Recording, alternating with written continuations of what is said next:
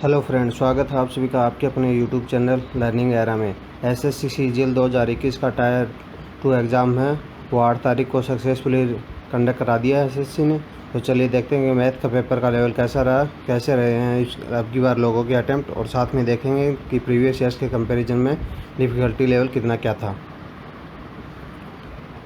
एक तो बात बताते हैं कि सभी के रिव्यू से रीज़न ये पता लगा है कि जो लास्ट ईयर पेपर आया था 2019 में उसका लेवल लें, और 2020 वाला जो लेवल है उसके लेवल में जो 2019 में एक शिफ्ट में इजी पेपर आया था अगर उसको पकड़ें, और 2020 के पेपर्स के लेवल को पकड़े तो उन दोनों के पेपर के बीच का लेवल मान सकते हैं अब की बार।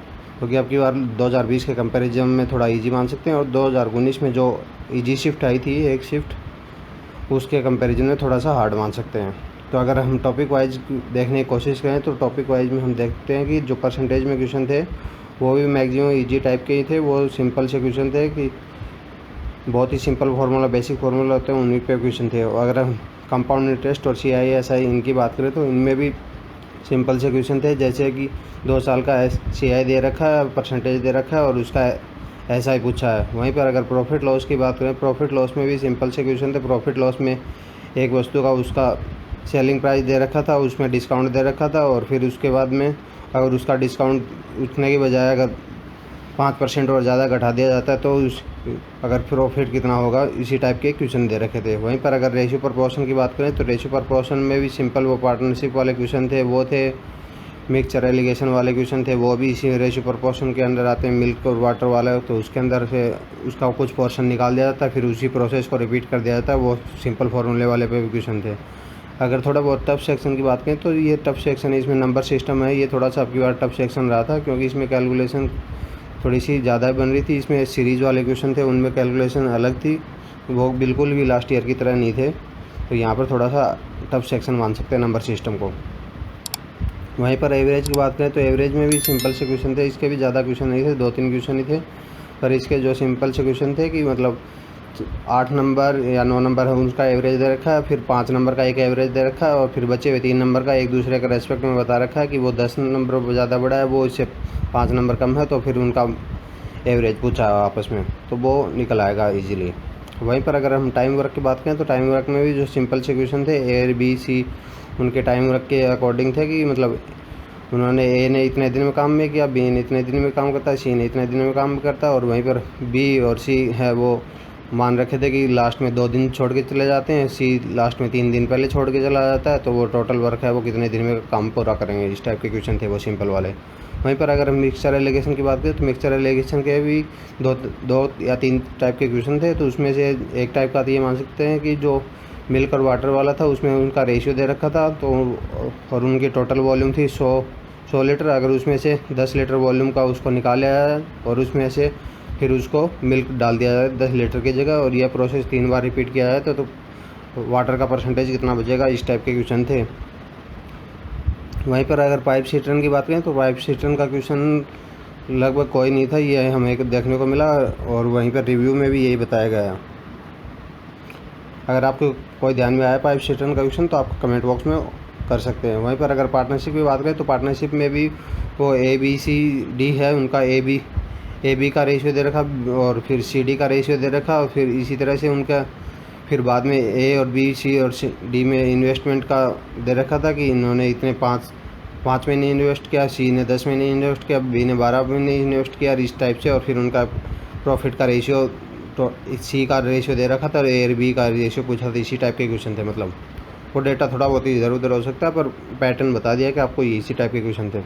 वहीं पर अगर हम टाइम डिस्टेंस की बात करें तो टाइम डिस्टेंस में भी वो सिंपल वाले क्वेश्चन थे कि वो 2-3 क्वेश्चन थे, तो उनमें से तो मतलब डायरेक्ट ये था कि किलोमीटर पर आवर में स्पीड है, उसको मीटर पर सेकंड में आवर में चेंज करके वो डिस्टेंस दे रखी थी, तो वहाँ से वो टाइम फाइंड आउट करना था, इस टाइप के क्वेश्चन थे 2 या 3। तो बोट स्ट्रीम का बात करें तो बोट स्ट्रीम का भी हमें कोई क्वेश्चन देखने को नहीं मिला। अगर आपको कोई क्वेश्चन देखने को मिला है तो कमेंट बॉक्स में ओपन है, वहाँ पे कर सकते हैं। अगर ट्रेन की बात करें तो ट्रेन के तो सिंपल वाले क्वेश्चन थे कि 2 ट्रेनें आपस में क्रॉस कर रही, उनके बीच की दूरी दे रखी थी, उनके बराबर उनकी लेंथ है वो दे रखी थी, स्पीड दे रखी थी, उनका क्रॉसिंग का टाइम है वो बताना था। अगर ज्योमेट्री की बात करें तो ज्योमेट्री में भी इजी क्वेश्चन थे, अलग अलग टॉपिक से ज्योमेट्री के ट्रायंगल से, सर्किल से और चतुर्भुज से, इस टाइप से इनके बेसिक क्वेश्चन होते हैं, वही वाले क्वेश्चन थे। जैसे इनके कॉर्ड की लेंथ है वो फाइंड आउट करनी, इक्विलेटरल ट्रायंगल के ऊपर है वो क्वेश्चन थे, और हेक्सागोन है उसके ऊपर भी क्वेश्चन थे कि हेक्सागोन में मतलब उनके डायगोनल है उसको मैच कर दिया, और उसमें जो ट्रायंगल बनता है डायगोनल के अंदर तो उसका एरिया बताना था, और वहीं पर उसके एंगल हेक्सागोन के अंदर 120 डिग्री होता है, और उसका जो साइड था उसका दे ही रखा था, तो वहाँ पर उसका रेशियो के कंपैरिजन में करके एरिया बताना था। 120 degree half A2 square sine theta वाले फार्मूले से वहाँ से निकल आएगा। अगर DI की बात करें तो DI में सभी क्वेश्चन है वो जम्बलिंग में थे, मतलब एक DI से एक इक्वेशन था, फिर दूसरा क्वेश्चन आ रहा था उसके लिए दूसरी DI यूज थी, तीसरा क्वेश्चन था उसके लिए तीसरी DI यूज थी, तो इसलिए DI की क्वेश्चन उसमें करने में थोड़ा सा टाइम ज़्यादा लग रहा था। तो इसलिए लगभग सभी को सलाह यही थी कि मतलब DI के क्वेश्चन सभी ने अगर लास्ट में किए हैं तो उनके लिए प्रॉफिटेबल रहा है, अगर अदरवाइज़ पहले किए होंगे तो उनका टाइम वेस्ट ज़्यादा हो गया और फिर टाइम कम बचने पे मेंटली स्ट्रेस्ड होता है। वहीं पर अगर ट्रिग्नोमेट्री की बात करें, ट्रिग्नोमेट्री के तो एक 2-3 क्वेश्चन तो एज इट इज़ जो लास्ट ईयर के थे वो ही देखने को मिले हैं। जैसे एक लास्ट ईयर का क्वेश्चन तो ये था कि tan theta plus sec theta minus 1 upon में टेन थीटा माइनस से sec theta plus 1 equal to है, वो वाला क्वेश्चन है, बहुत बार रिपीट हुआ है, वो सेम क्वेश्चन भी आया था यहाँ पर देखने को। और बाकी के क्वेश्चन है कई, तो क्वेश्चन यहाँ पर जैसे साइन 60 cos 30 इनकी वैल्यू रखने पे एक इक्वेशन दे रखी थी, उनको सोल्व करना था, वहाँ से भी इक्वेशन आ रही थी।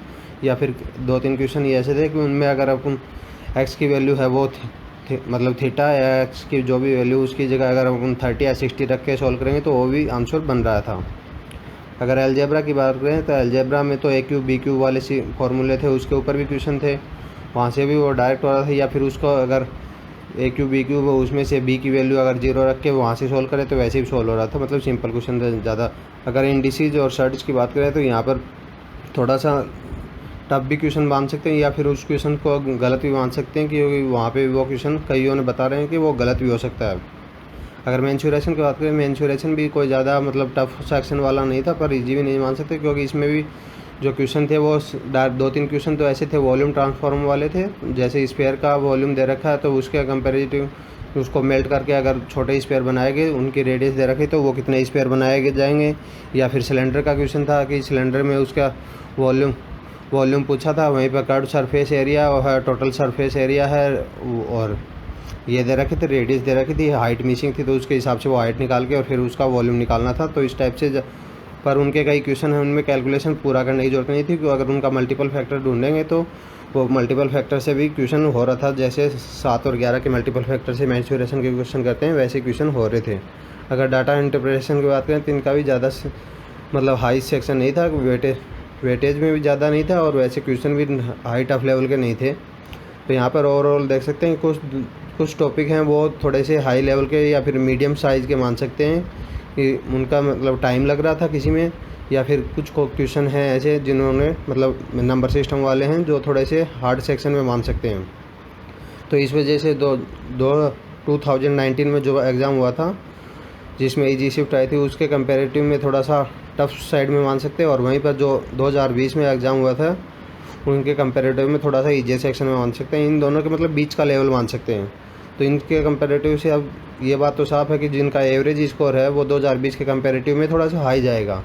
पर वहीं पर अगर हम टायर 1 की बात करें तो टायर 1 में अब की बार हमने देखा था कि 2020 के कंपेरेटिव में पेपर थोड़ा सा हार्ड आया था, इसलिए कट ऑफ भी थोड़ी सी डाउन आई, तो ये उसको थोड़ा सा बैलेंस कर देगा। और वहीं पर अगर हम एवरेज स्कोर की बात करें तो वो कुछ ज़्यादा जंप नहीं करने वाला। लास्ट ईयर के कंपैरिजन में अप्रॉक्स ये मान सकते हैं 20 नंबर ज़्यादा जंप करेगा। तो अगर 20 नंबर ज़्यादा जंप की बात करें तो वो 10 नंबर तो टायर 1 कवर अप कर लेगा, और वहीं पर बचेगा तो 10-12 नंबर का ही मतलब जंप मान सकते हैं ओवरऑल 2020 के रेस्पेक्ट में।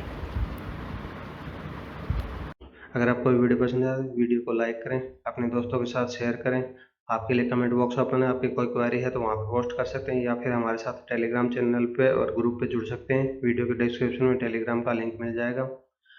साथ में ये चैनल को सब्सक्राइब करना न भूलें for more important videos and accurate cut off analysis के लिए। Thank you, have a nice day.